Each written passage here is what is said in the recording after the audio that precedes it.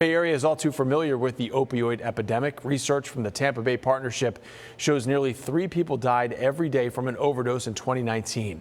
Tonight, in-depth reporter Anthony Hill talks with 2 people whose lives were changed directly by doctors who gave out fraudulent prescriptions.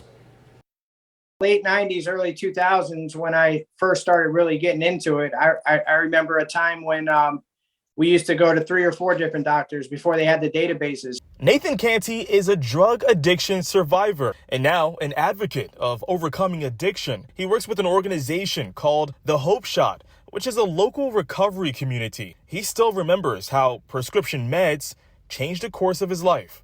You become so, physically dependent on these drugs that no matter what, you have to have them. Allison Grace was living with addiction, and it all started with a pill mill doctor. But because she was over 18, doctors didn't have to communicate to our mother.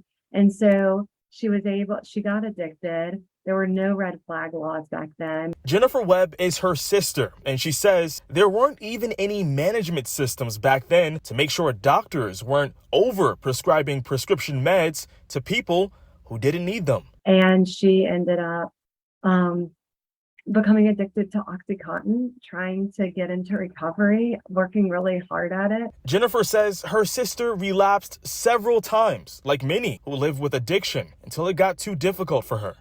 But she hit a point of despair, and instead of trying one more time, she took her life while we were running towards her, begging her to put the gun down. Allison was just 19 years old. She would have been 28 next week. Jennifer says that traumatic event changed the trajectory of her life. She now works with an opioid awareness nonprofit called Live Tampa Bay.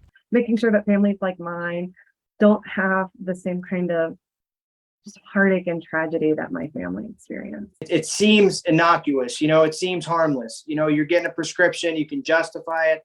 My doctor gave this to me, but what they don't see is what's in the future, which is a dire physical dependence that ultimately is going to lead them to dark places.